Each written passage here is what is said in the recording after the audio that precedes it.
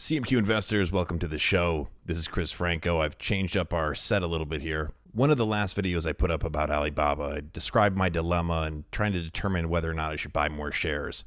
I'll share with you what I decided to do at the end of this episode. But this episode is all about a comment that video received from a fellow CMQ investor named JY.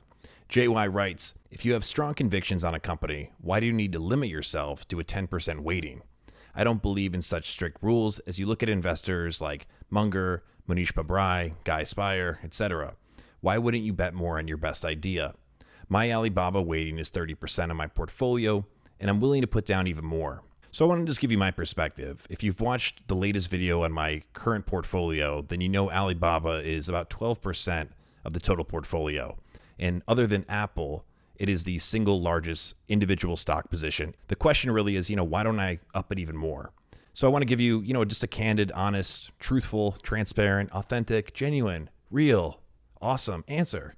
I mentioned that Alibaba and Apple are about the same percentage of my portfolio. Now, I've been buying shares of Apple since, I think, 2015. The reason Apple's such a large position is not just because I've bought aggressively over the years, but because Apple's business has done so well. The share price has followed that. So my position in Alibaba, that's really a foundational position, that 12%. So, if Alibaba does what I think it will do over the next several years, I would expect that position to grow, pretty meaningfully. Okay, the second thing I want to point out is that over the years, I've studied the lessons of all the legendary investors. I've read all the academic studies, or at least the important ones about, the mistakes that individual investors tend to make. And one of the biggest ones, or one of the biggest root causes, it always comes back to overconfidence. So when I look at my stake in Alibaba, 12% of my entire portfolio, that's a meaningful sum. I have to keep in mind that, look, there's some things here I just can't know. As I've said before, I've never even been to China. So as much as I don't think that Alibaba is a made-up company and that, there's no such thing as Tmall, at the end of the day, I've never been to China. So to go beyond this current stake that I have now, or to go beyond this current position, I think would just be, I'd be crossing that line between, conviction and just overconfidence. And that's really dangerous.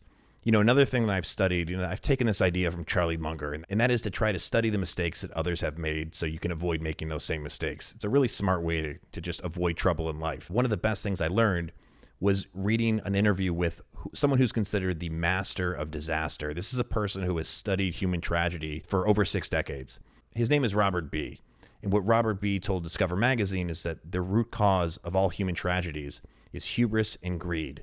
So going beyond a 12% position in Alibaba, considering what I just mentioned, that's the kind of decision that would result from a combination of both hubris and greed. This is a company I've done extensive research on. It's in my circle of competence. I feel like I have a margin of safety, and I'm willing to hold it for the long term.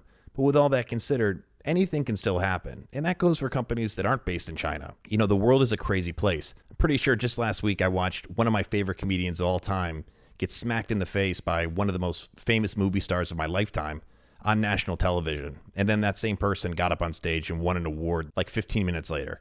Anything can happen. I mean, it's a crazy world. Like this little guy right here. Hello, father. Father, you are such a good father, father. Yeah, and so it's really not that much more complicated. I just don't think with an individual position, I don't want to go beyond a certain point. Now, foundationally, as I said, 12% is a really big foundation for me to set with this Alibaba position. And I'm confident that over time, as the voting machine becomes more like a weighing machine and the fundamentals win out, I believe my Alibaba position will grow just by nature of the asset appreciating. Now, as far as, why not, be like these investors you mentioned, it's a totally fair point, but I think this goes back to my point about overconfidence. I think I know Charlie Munger's investment strategy and his approach better than probably anyone under the age of 35. And again, who cares? I'm not curing cancer. But the point is, I also know that I'm not Charlie Munger. Charlie Munger did not become Charlie Munger overnight. Yes, I've put in a lot of time into self-educating myself and learning from my own experiences and the experience of others. I still have a long way to go, and that's what this channel is all about. I'm really sharing this journey, not to sound corny, but I'm sharing this with you. I'm going to make mistakes. I've made mistakes before, but the big thing that I need to avoid doing is making big mistakes. I read an interview today with the CEO of Brookstone. What is it? I'll tell you right now. Let me pull this up because it's perfectly timed. And this is why it's fun for me to do this, because you can see kind of how my brain works. Beep, boop, boop, boop. Oh, it's working. An article I read in Bloomberg today. It's titled Brookfield Billionaire Flat Reveals Secret Behind 3,700% Return. Flatt, by the way, is Bruce Flatt, and that's the CEO of Brookfield. The CEO was asked, "Have you ever made a big mistake that really hurt this company?" He responded, "We've made lots of little mistakes, but you can't compound at 17% for 30 years or 20% annualized for 20 years and make any big mistakes. It's impossible." So going back to the bigger picture here, I want to avoid making really big mistakes. And a big mistake, as someone I think I know what I'm doing much more than I did years ago, but to go a little bit too aggressive on Alibaba could be a big mistake. Now, I never put myself in a position where even if things go to zero, that, it's over for me. But with that being said, and I've said this again, this is a large sum of money that I'm talking about.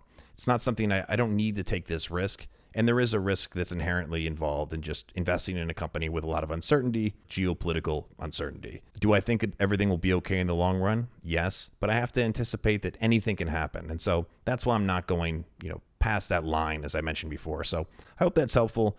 I also just don't think I'm on the level of those investors you mentioned yet, but I hope to get there. And when I do, believe me, I'll be the first to let you know. Breaking news. I did it, buddy. Okay, so let's get to the pressing question here. Did I buy more? Did I buy more Alibaba? I did. On Friday, April 1st, it's not an April Fool's joke, I bought more Alibaba. I did so because it was below the average price that I paid. I had capital that I wasn't really doing anything with, and it just seemed like a sensible idea for the reasons that I was kind of thinking through in my last video. I'll make sure to put a link to that in this description if you haven't watched that video yet. But I appreciate all your feedback. I really appreciate these comments. I try to respond to as many of them as I can. And as more of them come in, if I think they're particularly engaging or I want to give you a longer response, I won't hesitate to do these in video form, so long as you like them. So if you like this video, make sure you subscribe if you haven't already, hit the bell, give it a thumbs up, leave a comment. I love to hear from you. And once again, I really appreciate you watching. For CMQ Investing, my name is Chris Franco. We'll talk soon. Oh, father, I had the most wonderful dream, father. Your Alibaba investment was a 10-bagger, father. Cash, how do you know what that is, dude? Wikipedia, father, please. I read, father. Hello, this is Cash Franco, and I just woke up from a wonderful dream. In my dream, you became a subscriber by hitting the subscribe button, and you also hit the bell. God bless you.